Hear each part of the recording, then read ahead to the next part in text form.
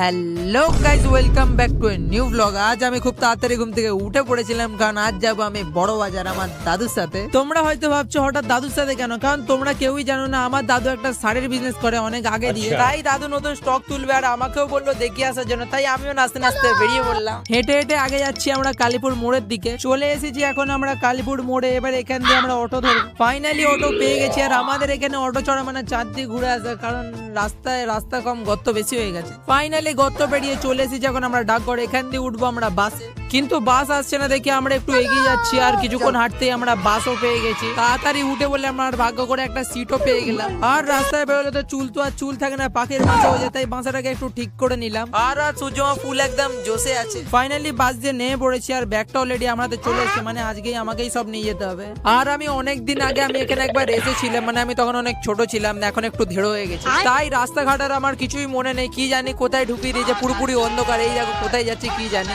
উঠে পড়েছি এখন আমরা 5th ফ্লোরে। এবার দেখো তোমাদের একটা আমি জিনিস দেখাই। এই দেখো জাস্ট শাড়ি আর শাড়ি, মানে ভিতরে এমন একটা জায়গা আছে ভাবনার বাইরে। মানে আমার যদি একটা গার্লফ্রেন্ড থাকতো তাহলে আমিও তাকে একটা শাড়ি গিফট করতাম, কিন্তু ভাগ্যটাই খারাপ যে আমার কোনো গার্লফ্রেন্ডই নেই, তাই শাড়িটা আর গিফট করা হলো না।